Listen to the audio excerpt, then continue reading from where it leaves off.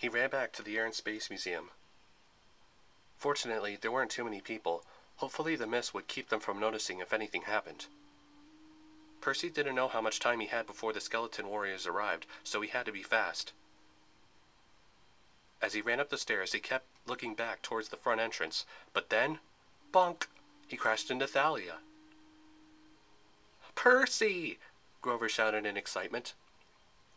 "You? How dare you show thy face here?" Zoe said. Oh no, you shouldn't be here. This is bad," Grover said. Percy tried to catch his breath, and he told them what happened, about Thorn, Luke, the skeletons, and the general. "And the general said he sent a friend over here to find you guys. Someone, maybe a monster," Percy said. Grover and Thalia exchanged looks. Then Grover said, "Artemis's trail led us here. I'm guessing she stopped by to find the mystery monster, but there's nothing here." "Well, it can't really be the general," Zoe said. "You were probably just seeing an illusion. I'm pretty sure illusions don't shake the ground," said Percy. "Well, if skeleton warriors are here, we must leave now," Zoe said. "Good idea," said Percy. "I was not including thee, boy," Zoe said. "You are not part of this quest." "Hey, I'm trying to save your lives," said Percy. "You shouldn't have come, Percy," Thalia said, "but you're here now. Come on, let's get back to the van." "That is not thy decision," Zoe complained. "Look, you're not the boss here, Zoe, okay? I don't care how old you really are," Thalia said. "You never really had the wisdom when it came to boys," Zoe said. "You could never leave them behind." Thalia looked like she was going to hit Zoe, but then a huge roar echoed throughout the building and everyone froze. Coming up the stairs was a ginormous lion. "It's the Nemean lion," cried Thalia. "Keep it distracted. I'll find a way to kill it," Zoe said. She and Bianca jumped over the balcony and landed on the Apollo capsule. They fired some arrows, but they kept bouncing off the monster's surface without a scratch, as if every inch of it was made of steel. Grover got its attention with loud tweets from his reed pipes.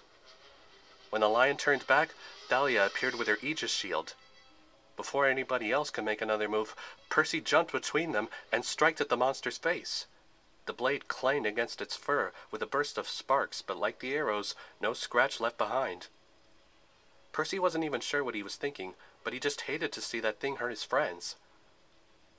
The lion swung its paw and missed Percy by that much. He backed up the stairs and the lion slowly crawled after him. Then it prepared itself to charge again, and Percy could only think of one thing. He jumped over the railing and landed on top of one of the flying vehicles hanging from the ceiling. The lion was still up on the balcony, now looking over the railing at Percy. Percy got a good look at the inside of its large pink mouth. Then he got an idea. "Zoe, the mouth!" he called. "There's no armor in its mouth. Target the mouth!" But then the lion jumped over the railing and landed on the same exhibit. The lion must have been really heavy, because only then did one of the cords snap and the plane fell to the ground floor. "There's no clear shot," Zoe said. "Try making it open its mouth longer." "Thalia, keep it occupied," Percy said. Then he ran for the gift shop. He remembered coming here with his mom when he was little. He'd gotten some freeze-dried food from the gift shop, the kind of food that astronauts eat in space. When he got there, he took a whole armful. When he ran back to the fight, the hunters still had no luck. The lion seemed pretty smart to keep its mouth shut. "Percy, any time now?" Thalia shouted. "Hey!" Percy shouted. The lion looked in Percy's direction, and the next thing it knew, a freeze-dried pack rocketed into its mouth. Its eyes widened, and it gagged like a cat with a hairball. On the trip with his mom back when he was little, Percy had tried some freeze-dried food for himself, so he kind of knew how the lion felt. Astronaut food is not like regular food, at all. The lion managed to swallow the pack, then it stared back at Percy with pure hate. It made the mistake of roaring with its mouth wide open, and Percy threw in another pack, and another, and another, and some more. "Now, Zoe!" he shouted. The next thing the lion knew, it got shot with 6 arrows in its mouth. It fell to the ground, and the demigods won the round. The lion's body glowed and disappeared until there was nothing left but its golden fur coat. Then it shrunk down to normal size. "Take it," Zoe said. "It's a spoil of war." "Why me? You killed it," said Percy. "I believe thy ice cream sandwich did that," Zoe said. "Fair is fair, Percy Jackson." Well, it wouldn't have been the first time Percy had taken part of a monster he killed. It was surprisingly light when he picked it up, and it was smooth and soft. Hard to believe it could stop a blade. Then it magically changed into a duster coat. Not really Percy's style, but he took it anyway. Then an alarm sounded, and tourists were running for the exit. "We better leave," Grover said. "The security guards won't stay confused for long."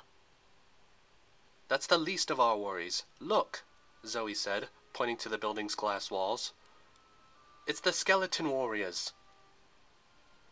"You guys get out. I'll keep 'em busy," Percy said. "No," Zoe said. "You are a member of this quest now, Percy Jackson, and we leave no member behind.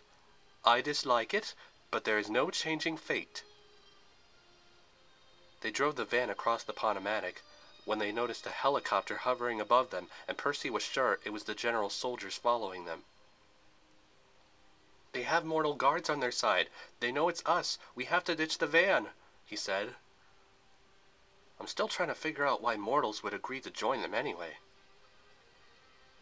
"Honestly, if there is payment, mortals will do anything," Zoe said, "and I doubt it would even matter to them if they knew the truth. As far as I know, they are much worse than the monsters." "Look," Bianca said, pointing out the window. "Zoe, quick, turn in there." "We'll be trapped," Zoe said. "Trust me," said Bianca. Zoe hit the gas, and the van shot across 2 lanes and into a small parking lot.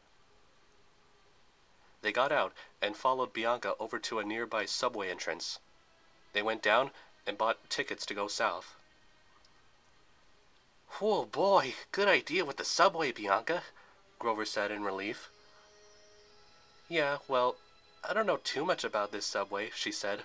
"I mean, I only saw it last when Nico and I were here last summer. It wasn't here when we were little kids." "Really?" Thalia asked. "No subway at all? Are you sure?" "Bianca," Zoe said, "just exactly how long ago—" Her voice faltered, and they could hear the sound of the helicopter again. "We better get off the next stop and switch trains," Percy said. Half an hour later, after switching trains twice, they lost the chopper. Where they had gotten off led them into a railway yard filled with freight trains. "Maybe we should try to contact the camp?" Bianca suggested. "No," Zoe said. "We must finish our quest ourselves. We cannot expect them to help us." "You know," a strange voice said, "you're never completely without friends." The voice belonged to a homeless guy nearby who was standing in front of a trash can fire. "Need a train going west?" he asked. Yeah," Percy said. "Know of any?" He pointed in the track's direction, and the kids saw a car carrier train. Its side said, "Sun-West Line." "Well, that's convenient," Thalia said. "Thanks, Mr.—" The homeless guy was gone, as if he vanished out of thin air, and the fire, too. An hour later, they were rumbling west. There was no need to worry about who drove now. They left that to the engineer. Zoe and Bianca crashed out in a sedan on the upper deck, while Grover sat by himself in a sports car, pretending to be a race car driver. Thalia hot-wired the radio in another car to hear some rock music, and Percy joined her. "I'm liking your new coat, by the way," she said. "Yeah, but the lion wasn't the monster we were looking for. Not even close," Percy said. But you do know where we have to go, right? Thalia asked. San Francisco. It's obvious, isn't it?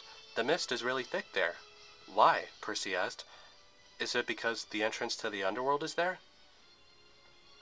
No, because the Mountain of Despair is close by, she answered. You know, where the Titan magic comes from? Whatever's left of it is still strong. It really builds attraction to monsters. I never heard of that, said Percy. Well, just ask stupid Zoe. She's the expert, Thalia complained. She glared out the window, with her back facing Percy. He wanted to ask her what was wrong, but he didn't want to get her more angry, so he stayed quiet. He thought about the differences between Thalia and Zoe. Zoe kept acting all formal like a princess, while Thalia had sort of a rebel attitude, but both their toughness seemed kind of similar. Then it hit him. So that's why you don't get along with Zoe, he said. What? She asked. You were offered to join her in the hunt, weren't you? But you didn't. I almost joined them, she admitted. It was back when I was still running with Luke and Annabeth. Zoe tried to convince me, but... But? Percy asked. Well, I would have had to leave Luke, she answered. Oh, Percy said. She didn't take it too well. We got into a fight with each other. She called me stupid. She said I'd regret the choice and that Luke would eventually let me down. Well, that's harsh, said Percy. Hard to believe she was right. She was not right. Luke would never let me down. Never. Well, Percy said, just looking at the way he's been lately, I'll do whatever I can. Even if that means killing him? Percy asked. Do me a favor, she said. Get out of my car. Percy felt so bad for her he didn't argue. Then she got his attention again and said, Percy. When he looked back, her eyes were so teary-eyed he couldn't tell if it was anger or sadness. Annabeth wanted to join the hunters too. You should probably think about why. Before he could think of a reply, she slammed the door and shut him out. He made his way over to the car Grover was sleeping in and climbed in. Later, when the sun was setting, Percy thought of Annabeth. He tried to stay awake. He didn't want any more dreams about her being in danger. Oh, don't be afraid of the dreams, said a voice next to him. It was the same homeless guy from the railway yard, sitting in the shotgun seat. If it weren't for the dreams, I wouldn't know half of anything about the future. Wait, Apollo? Percy guessed. Shh, I'm incognito, he whispered. Call me Fred. A god named Fred. Zeus hates it when I'm interfering with a human's problems, whatever the danger level. But really, no one messes with my baby sister. So, are you gonna help us? Percy asked. I already am, he answered. Haven't you looked outside? Unfortunately, this train won't reach as far as you need to go, but it already has gotten you across a big chunk of America, at least. What about the mystery monster? Percy asked. Do you know what it is? Sorry. It's been clouded from me somehow. But if you don't find out once you've reached San Francisco, you could get some help from a man there named Nereus, the old man of the sea. He's got the gift of knowledge, some knowledge that's been obscured from our oracle. But it's your oracle, Percy said. Why can't you just tell me what the prophecy means? Meanings are only clear from the search. Spoilers defeat the purpose otherwise, he answered. Now I better get going. I doubt I can risk helping you again, but just remember what I said, Percy. Now you get some sleep, and when you get back from your quest, I expect a real good haiku about it. With that, the god snapped his fingers, and the next thing Percy knew, his eyes were shut.